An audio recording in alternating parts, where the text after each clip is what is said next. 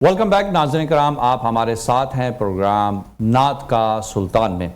ہمارے ساتھ ہمارے دوسرے کنٹیسٹنٹ کاموگی سے تشریف لائے جناب ذکاء اللہ قادری رضوی یہاں پر موجود ہیں۔ آئیے سنتے ہیں نذرانہ عقیدت۔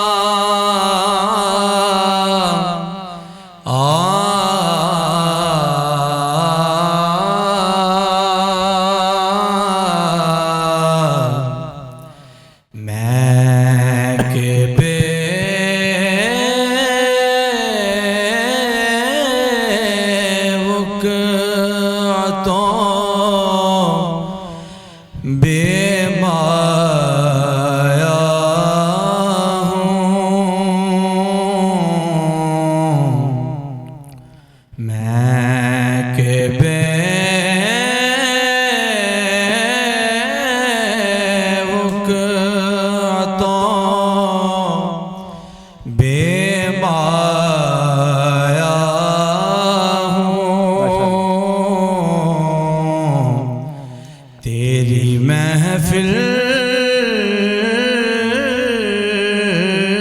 میں چلا آیا ہوں، تیری محفل میں چلا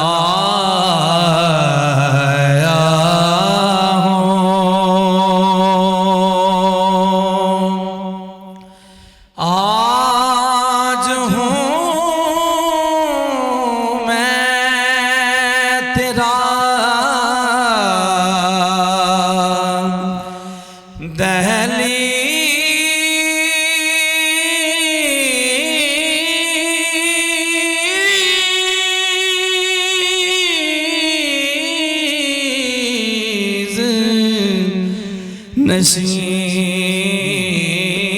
آج ہوں میں تیرا دہلیز نشین، آج میں عشق کا ہم پایا ہوں، آج میں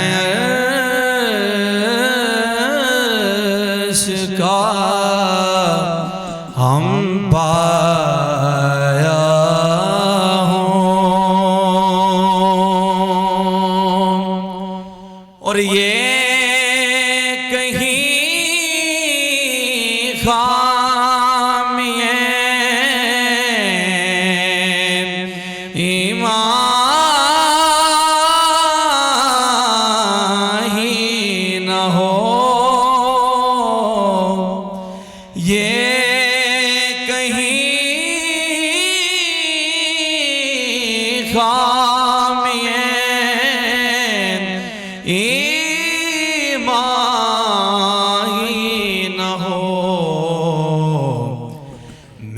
مدینے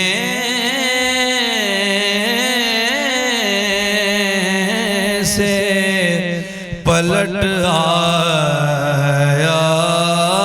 ہوں، میں مدینے سے پلٹ آیا۔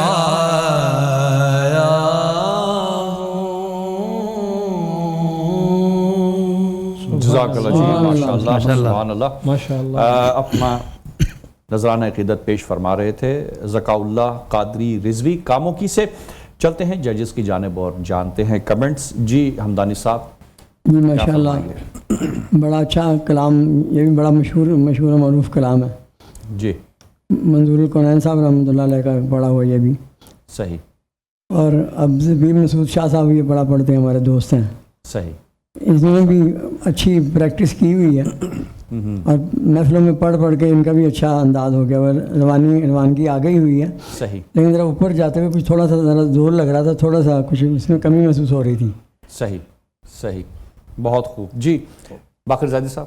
میں بھی اس کو یہی سے ہی کنٹینیو کروں گا کہ جو ایک انرجی جو چاہیے تھی اس نعت کے لیے، مجھے تھوڑا سا اس میں ایسا لگا کہ وہ جو ایک فیل ہے اس کلام کی، کیونکہ ظاہر ہے کہ یہ بڑا ایک مشہور و معروف کلام اور احمد ندیم قاسمی صاحب کے قلم سے نکلا ہوا ہے. اس پر ہم پہلے بھی بات کر چکے ہیں کہ قاسمی صاحب کا جو اسلوب اور ڈکشن رہا ہے جدید نعت کے حوالے سے، اور بہت ہی خوبصورت نعت. انتخاب کلام پر تو بالکل اس میں کمال کر دیا. مطلع سے ہی نہیں نکل پاتا آدمی، میں کہ بے وقت و بے مایا ہوں، تیری محفل میں چلا آیا ہوں. سبحان اللہ. مطلع ہی اس کا ماشاءاللہ اتنا شاندار ہے. تو باقی ایک چیز اور میں ایک آپ کو مشورے کے طور پر کہ یہ کہیں خامی ایما ہی نہ ہو، اس سے پہلے آپ نے اور کا لفظ کہا، کہتے ہیں لوگ اس کو، لیکن یہ انداز جو ہے یہ ذرا مجلسی ہے یا عامیانہ انداز ہے. جو اس کا طریقہ یہی ہے کہ جو شعر ہے اس کو پڑھیں، تھوڑا سانس لے لیں وہاں پہ آپ کسی اور طریقے سے اس کو، لیکن اس کو کسی لفظ کا رنگ نہ دیں.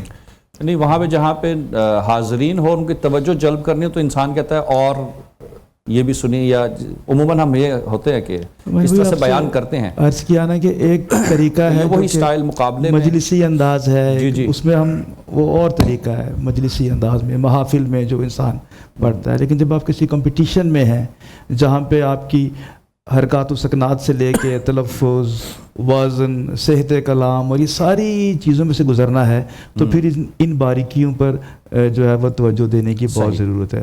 بہرحال بہت اچھا ڈیلیور کیا، ماشاءاللہ ماشاءاللہ. جی مظہری صاحب. ماشاءاللہ.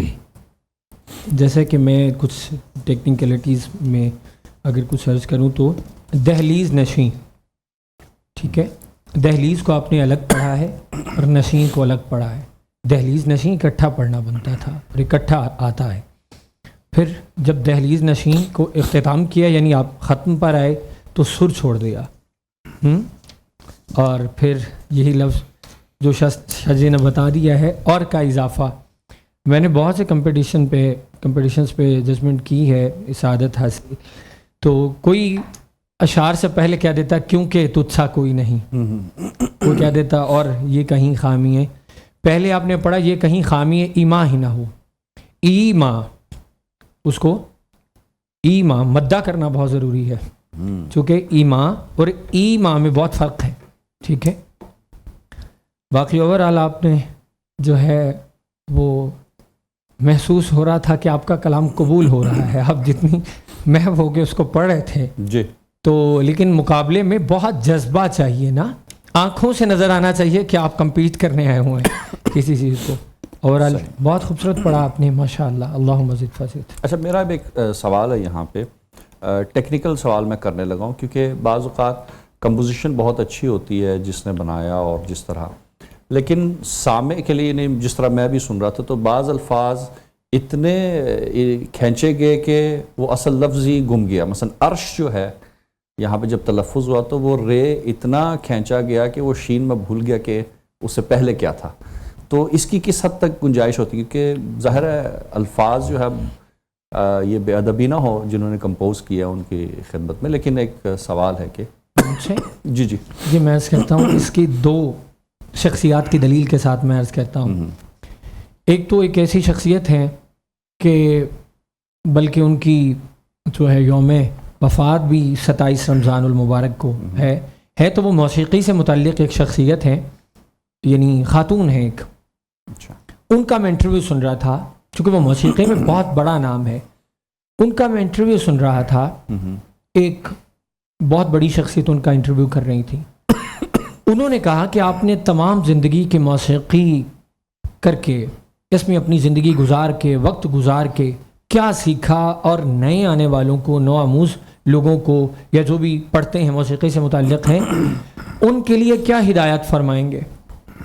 تو ان خاتون نے ایک جملہ کہا اور وہ فی الفور میں لائٹ آن کی، اپنا میں نے چیزیں نکالی اور اس کو لکھا کہ یہ میرے لیے زیادہ سفر ہے میری فیلڈ کے لیے، کہ کبھی بھی سر پر سفر کرتے ہوئے یا سر کو مکمل کرنے کے لیے لفظ کی حرمت کو پامال نہیں کرنا. صحیح. صرف محض اتنا جتنا لفظ ادا ہو جائے خوبصورتی سے. صحیح. اپنی فنکاری دکھانے میں لفظ کی حرمت کو پامال نہیں کرنا. انہوں نے یہ ہدایت کی اور یہ آنے والے لوگوں کو کہا کہ جتنے بھی آپ خوبصورت پڑھتے ہیں، بہت زیادہ آپ سریلے ہیں، لیکن لفظ کی حرمت کو برقرار رکھنا بہت ضروری ہے. اور سید منظور الکونین شاہ صاحب کی ایک بات کسی کے وسیلے سے مجھے یاد ہے کہ وہ فرمایا کرتے تھے کہ یہ جو نعت ہے یہ ایک عقیدت کا تحفہ ہے، ایک عقیدت کا پیکٹ ہے جو صاحب نعت کے حضور ہم نے عاجزانہ طریقے سے پیش کرنا ہے، سر کی سواری پر بیٹھ کر. صحیح. نعت عقیدت کا ایک پیکٹ ہے، عقیدت کا ایک تحفہ ہے جو ہم نے صاحب نعت کے حضور پیش کرنا ہے. سواری اتنی تیز نہ ہو کہ یہ تحفہ کہیں گر جائے. صحیح.